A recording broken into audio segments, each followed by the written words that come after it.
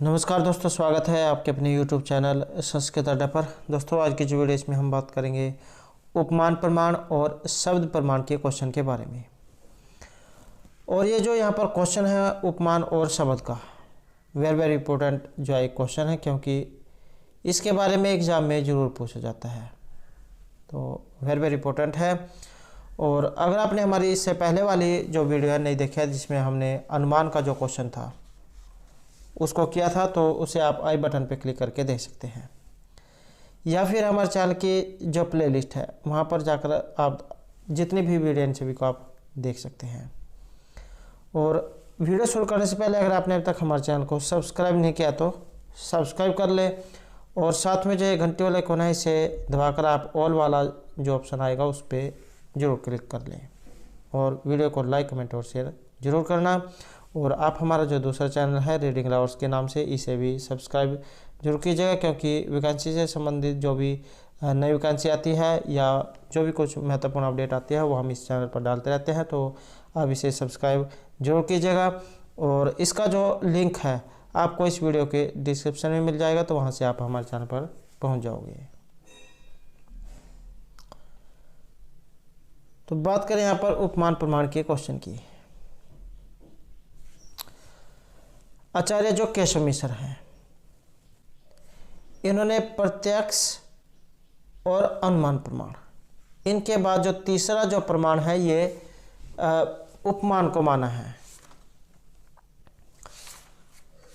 हमने जो सबसे पहला जो क्वेश्चन था प्रत्यक्ष प्रमाण का, वो क्या था, जिसमें इनके 4 प्रमाण बताए थे: प्रत्यक्ष, अनुमान, उपमान और शब्द प्रमाण। तो प्रत्यक्ष और अनुमान का जो क्वेश्चन है ये हमने पहले कर लिया है, और अगर आपने वो नहीं देखा है तो उसे आप हमारे चैनल की प्लेलिस्ट में जाकर देख सकते हैं। तो यहाँ पर अब जो तीसरा जो प्रमाण है ये उपमान है, और इसी की परिभाषा यहाँ पर दी गई है: अतिदेश वाक्यार्थ समन सैकृतम गो सदृश्य विशिष्ट विज्ञानम उपमानम। तो ये भी लक्षण कई बार परिभाषा जो है ये भी एग्जाम में पूछ ली जाती है कि ये किस प्रमाण की है। तो उपमान प्रमाण की जो है परिभाषा है, और इसमें क्या कहा गया है, अर्थात किसी अतिदेश वाक्य के अर्थ के समरण करने के बाद गौ के समान किसी विशिष्ट पिंड का ज्ञान उपमान है। अतिदेश वाक्यार्थ समन सैकृतम गौ सदृश विशिष्ट पिंड ज्ञानम उपमानम, कि किसी अतिदेश वाक्य के अर्थ के श्रवण करने के बाद गौ के समान, अर्थात गौ क्या है, गाय, गाय के समान किसी विशिष्ट पिंड का ज्ञान उपमान है। भाव क्या लिया गया है कि जैसे कोई प्रमाणिक व्यक्ति या जानकार व्यक्ति यह कहता है, यथा गौ तथा गवैया है, जैसी गाय होती है ऐसी नील गाय होती है। अब ये नील गाय क्या होती है, आपने सुना होगा जो खेत जो होते हैं उनमें पशु जो एक फसलों को नुकसान करता है वो है नील गाय, उसको देसी भाषा में रोज कह देते हैं। और ये जो है हिरण के समान होता है, तो उसी के उदाहरण यहाँ पर दिया गया है। और ये गाय के समान दिखता है, आपने गाय देखी होगी तो गाय के समान ही दिखता है, तो इसी का यहाँ पर ये उदाहरण दिया गया है: यथा गौ तथा गवैया, जैसी गाय ऐसी ही नील गाय, कि जैसी गाय होती है वैसी ही नील गाय होती है। और एक नागरिक ने जब यह बात सुनी तो वह एक दिन किसी वन प्रदेश में गया, वहाँ पर उसने गाय के समान एक पशु को देखा। जब उसे अतिदेश वाक्य याद आया, अर्थात उसने प्रमाणिक पुरुष की बात को याद किया, तो यह निश्चय किया कि यह मेरे समक्ष जो पशु है वह गाय जैसा है, तो निस्संदेह यह गवैया होना चाहिए। कि कोई व्यक्ति जो आपस में बातचीत कर रहे थे कि जैसे गाय होती है वैसी नील गाय होती है, तो और अगले दिन वो वैसी ही जो घटना जो उसके सामने आ जाती है, तब वो व्यक्ति जो अंदाज़ा लगाता है कि जैसी गाय होती है वैसी नील गाय होती है, वो कि फलाना व्यक्ति जो है बात कर रहा था कि ये दोनों देखने में एक जैसे हैं। तो वही बात जो उसके याद आ जाती है कि जैसी गाय होती है ऐसी नील गाय होती है। तो ये निश्चित रूप से क्या होनी चाहिए, नील गाय होनी चाहिए, क्योंकि जैसी गाय होती है वैसी ही नील गाय होती है। इस प्रकार उपमान प्रमाण वह होता है जहाँ पर समानता के आधार पर दूसरी वस्तु का ज्ञान कर लिया जाता है।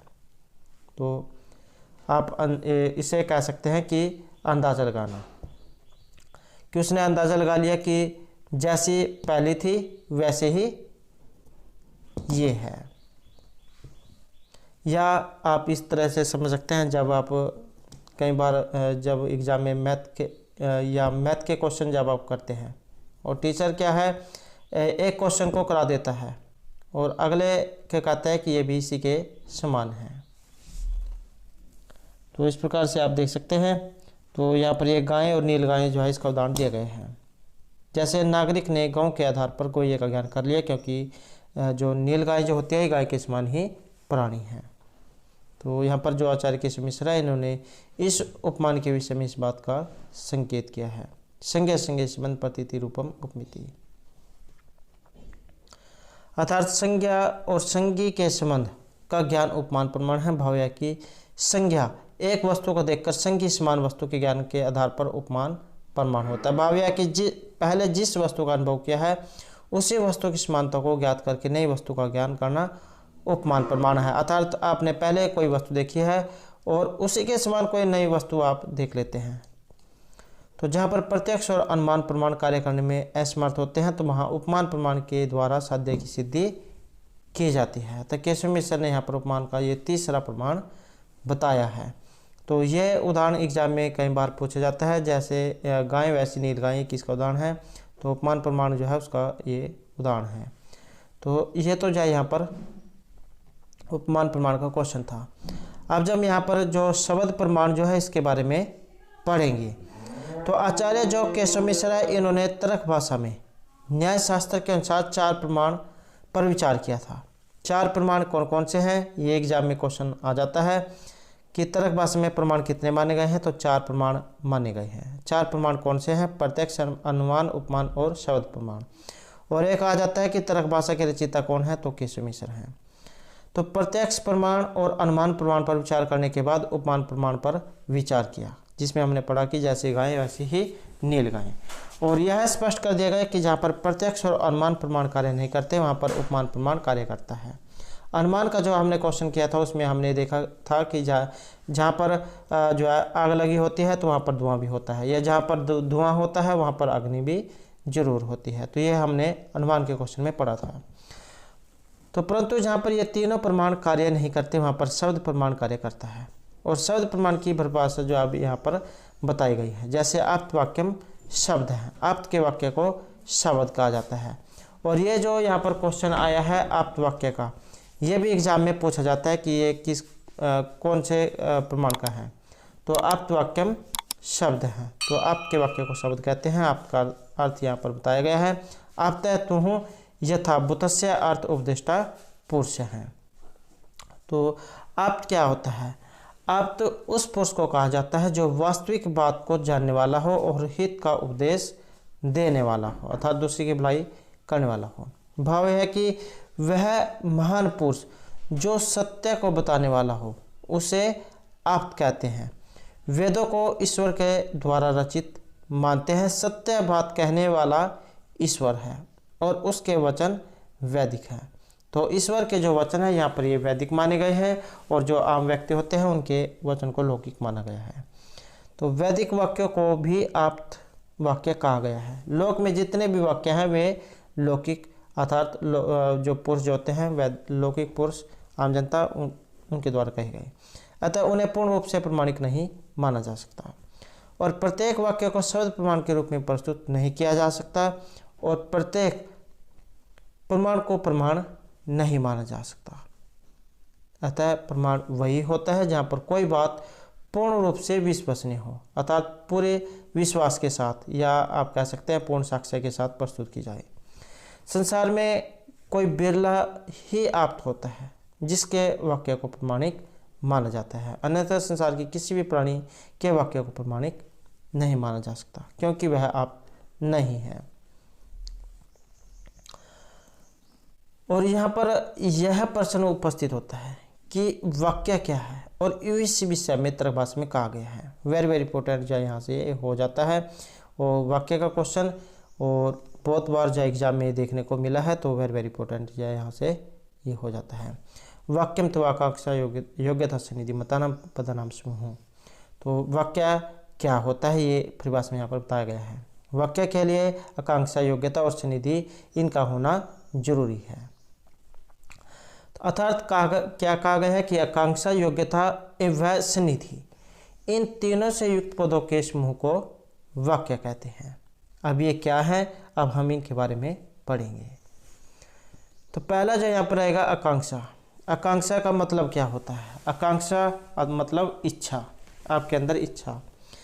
तो पदों के परस्पर संबंध की इच्छा को आकांक्षा कहा जाता है।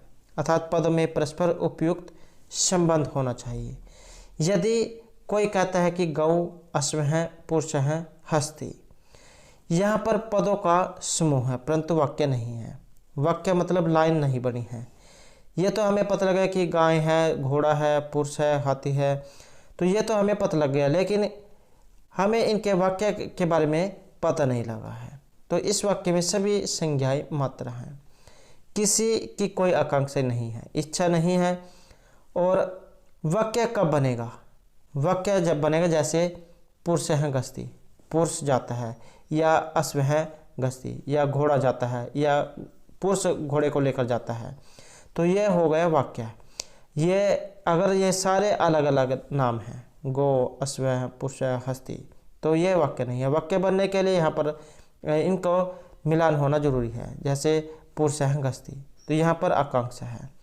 पुरुष व्यक्ति जो है उसके अंदर ये इच्छा हुई कि पुरुष कहाँ जाता है या घोड़ा क्या खाता है, तो इस प्रकार की जब इच्छा होती है तो वही आकांक्षा होगी। लेकिन यहाँ पर ये क्या है, इन सभी में आकांक्षा नहीं है, तो अतः आकांक्षा रहित वाक्य नहीं होता है। तो वाक्य बनने के लिए क्या होनी चाहिए? आकांक्षा का होना जरूरी है। दूसरा नंबर 2 रहेगा यहाँ पर योग्यता। पदों में ठीक अर्थ को व्यक्त करना योग्यता कहलाता है। जैसे यहाँ पर उदाहरण दिया गया है, अग्नि न सिंचेत, अग्नि से सींचना चाहिए। अब यह वाक्य यहाँ वाक्य नहीं बना है, यद्यपि यहाँ पर आकांक्षा तो है कि अग्नि न सिंचेत। ये क्योंकि ये वाक्य तो बना है अग्नि न सिंचेत, अगर ये अलग अलग होते, अग्नि अलग होता, सिंच ये अलग होता, तब ये आकांक्षा था। यहाँ पर वाक्य बनना है अग्नि न सिंचेत, लेकिन सही नहीं बना है, क्योंकि जो आग होती है ये आग जला सकती है, सींचने की योग्यता इसमें नहीं होती है। सींचने की योग्यता किस में होती है? सींचने की जो योग्यता है ये पानी में होती है, जल में। तो अग्नि न सिंचेत, यहाँ पर अग्नि जो है इसमें सींचने की योग्यता नहीं है, अग्नि सींच नहीं सकती है। अतः आकांक्षा के साथ साथ पदों में जब योग्यता होगी तब वाक्य बनेगा। तो वाक्य तब बनेगा अगर उसमें योग्यता भी वो सही होनी चाहिए। यहाँ पर योग्यता बनी है लेकिन सही नहीं है, तो क्योंकि अग्नि सींचने काम नहीं करती है, पानी या पेड़ पौधों को सींचने काम करता है। तीसरा जो यहाँ पर रहेगा सन्निधि। अब यहाँ पर जो सन्निधि है ये क्या है? इसका अर्थ होता है पास पास रखना। पदों में यदि आकांक्षा है और साथ में योग्यता भी है परंतु सन्निधि नहीं है, तब भी वाक्य का अर्थ नहीं निकलता है। जैसे किसी व्यक्ति ने कह दिया कि गाम अर्थात गाय को, और इसके बाद वो चुप हो गया और फिर कुछ देर के बाद बोला आनी है, या अगले दिन बोला कि आनी है। तो यहाँ पर गाम आनी, इन दोनों पदों को पर्याप्त अंतराल के बाद बोला गया है, तो यह वाक्य नहीं है। जैसे आप आज कह दिया परीक्षा, कल कह दिया होगी, तो आपने इसके बारे में यही नहीं पता लगा कि परीक्षा आज होगी, कल होगी या कब होगी। तो इसके बारे में परीक्षा होगी या परीक्षा आज होगी, तो इस प्रकार से अगर ये शब्द पास पास होंगे तो इसके बारे में आपको इसके बारे में पता लग जाएगा कि आज ही हमारा एग्ज़ाम है। लेकिन अगर आज कह दिया कि आज, कल कह दिया परीक्षा, उससे अगले दिन कह दिया होगी, तो इसके बारे में आपको पता ही नहीं लगा कि इसमें क्या हो रहा है। तो वाक्य वही होगा जिसमें आकांक्षा योग्यता और सन्निधि होगी। तो सनिधि है मतलब पद जो वाक्य जो है, पद जो है उनका पास पास होना। तो इस प्रकार से यहाँ पर आकांक्षा योग्यता सनिधि वही होगी जहाँ पर ये सनिधि वही होगी जहाँ पर पद पास पास होंगे। तो इस प्रकार यही वाक्य अर्थ वचन कहलाता है जिनके पदों के समूह में आकांक्षा योग्यता और सनिधि रहते हैं। और यह वाक्य जब वेदों के द्वारा कहे जाते हैं तो उन्हें शब्द प्रमाण कहते हैं। जैसे ज्योतिष्टमेन स्वर्गकामो यजेत, अर्थात स्वर्ग की इच्छा करने वाले व्यक्ति ज्योतिष्टोम नामक यज्ञ को करे। ज्योतिष्टमेन स्वर्गकामो यजेत, कि अगर कोई स्वर्ग में जाना चाहता है तो उसे ज्योतिष्टोम यज्ञ करना होगा। तो यह बात न तो प्रत्यक्ष ज्ञात है या अनुमान से और न उपमान से, बल्कि क्या है, वैदिक शब्द है जो आपके द्वारा कहे गए हैं, अतः इसे प्रमाणिक माना जाता है और यही शब्द प्रमाण है। तो ये तो जो है वेद की बात है। और अगर लौकिक बात होती तो लौकिक वाक्यों में इस प्रकार से प्रयोग किया जाता है, जैसे नदी तीरे 5 फलानी संति, नदी किनारे पर 5 फल हैं, अथवा गाम आनी है, गाय को लेकर आओ। तो यह लौकिक वाक्य आप द्वारा नहीं कहे गए हैं, यह शब्द प्रमाण नहीं माना जा सकता। प्रत्येक वाक्य शब्द प्रमाण नहीं है, आपके द्वारा कहे गए वाक्य ही शब्द प्रमाण है।